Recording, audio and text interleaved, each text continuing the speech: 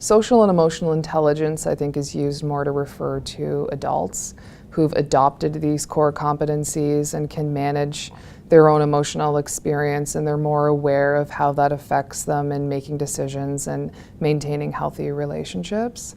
And when we're talking about social and emotional learning skills or social and emotional competencies, it's more of how they're broken down to explain to students what it is that they're learning. When it comes to student populations, we're looking at first identifying, who am I?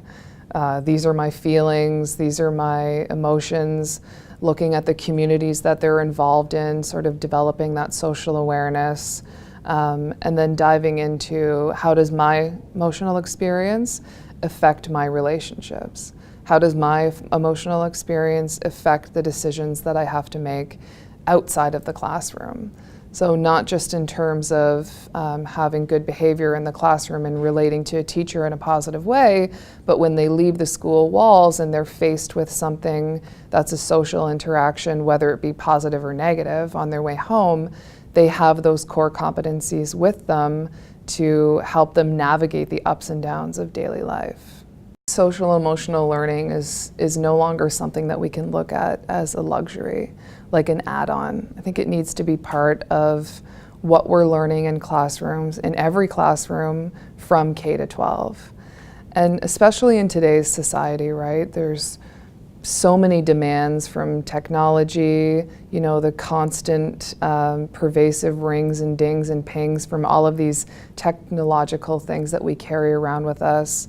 We have information overload, and a lot of research studies have shown that information overload does lead to stress and anxiety. So if we can't help students develop language around speaking about their emotional experience, and if we can't help them understand that relating to other people face to face is a really important piece of life, then we're going to have a lot more trouble helping them perform in academic settings.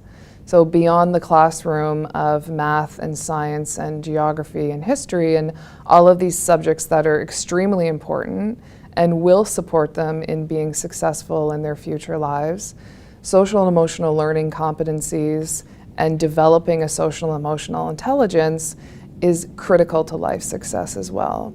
So these are the pieces of learning that are helping students and adults really set and achieve positive goals. So being able to identify what a positive goal is, you really have to think about that when you're a high school student, and how you're going to play into those goals and what steps you need to take to get there. These competencies are helping students learn how to feel and show empathy for others.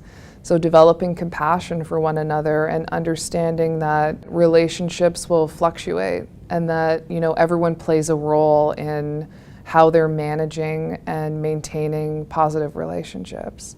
So if we leave social and emotional learning out of the classroom and have it as a luxury add-on for those that have time after school or those that have a supportive home environment where they're getting this type of learning through interactions with siblings or parents, then we're really leaving out a big portion of the population.